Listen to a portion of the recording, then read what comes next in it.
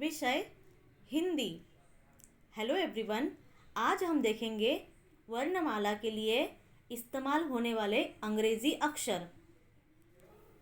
तो चलो शुरू करते हैं। स्वर। हमारा पहला स्वर है अ। अ के लिए हम इंग्लिश अक्षर ए का इस्तेमाल करते हैं। आ के लिए हम ए का इस्तेमाल करते हैं। छोटी ई के लिए हम आई, अंग्रेजी अक्षर आई का इस्तेमाल करते हैं।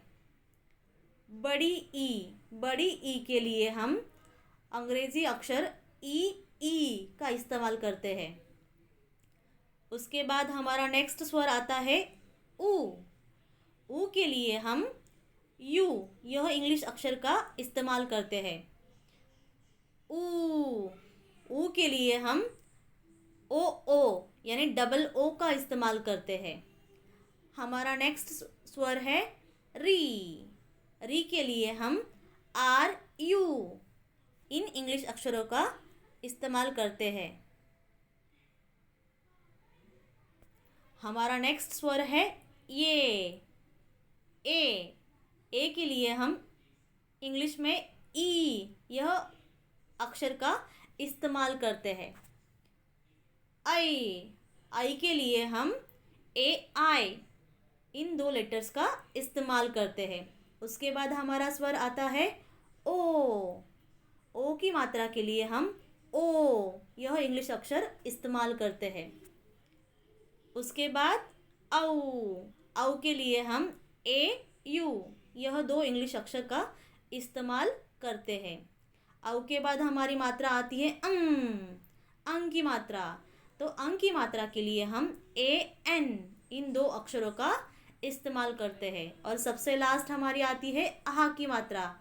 आहा की मात्रा के लिए हम एच का उच्चारण करते हैं। तो बच्चों, आपको स्वर के बारे में जानकारी मिल गई। चलो हम देखते हैं अभी व्यंजन। तो देखो हमारे व्यंजन। तो पहला व्यंजन है हमारा क के लिए हम के लिए हम का इस्तेमाल करते हैं। हमारा नेक्स्ट व्यंजन है ख के लिए हम का इस्तेमाल करते हैं। हमारा नेक्स्ट व्यंजन है ग के लिए हम इन अक्षरों का इस्तेमाल करते हैं।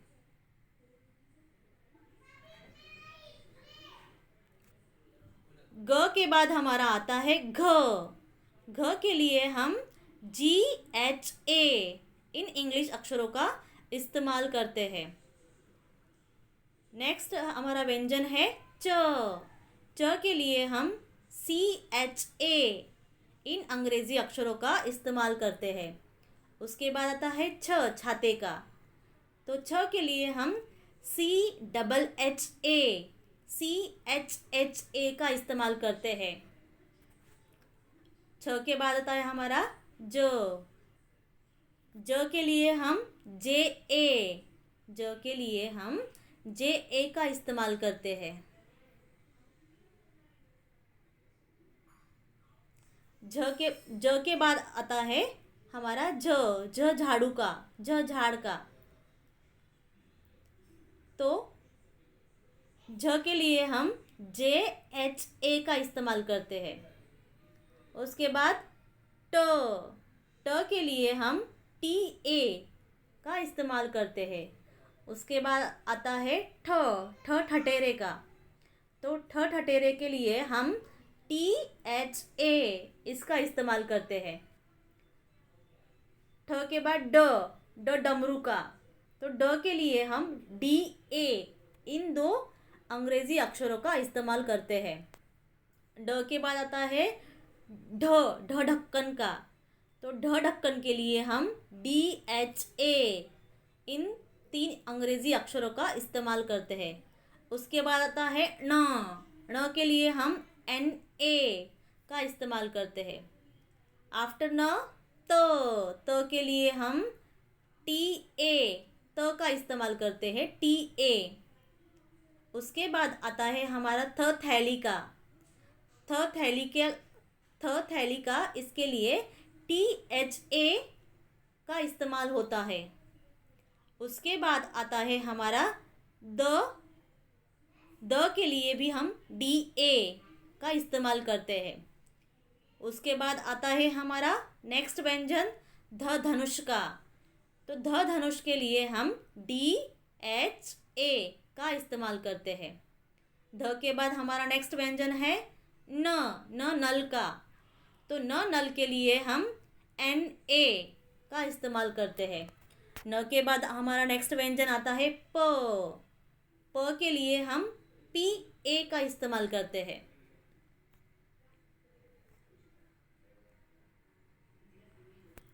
प के बाद आता है हमारा फल का। तो फ के लिए हम FA का इस्तेमाल करते हैं। उसके बाद आता है हमारा नेक्स्ट व्यंजन हमारा आता है बतख का। तो ब के लिए हम BA इन 2 अंग्रेजी अक्षरों का इस्तेमाल करते हैं। उसके बाद आता है हमारा भटजी का। तो भ के लिए हम BHA इन 3 अंग्रेजी अक्षरों का इस्तेमाल करते हैं। भ के बाद हमारा नेक्स्ट व्यंजन आता है म के लिए हम MA का इस्तेमाल करते हैं। उसके बाद म के बाद आता है हमारा यज्ञ का।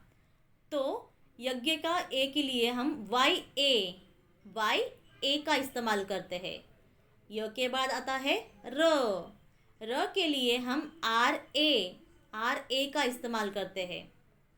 उसके बाद आता है हमारा ल लहसुन का। तो ल लहसुन का के लिए हम LA का इस्तेमाल करते हैं। उसके बाद आता है व के लिए हम VA का इस्तेमाल करते हैं।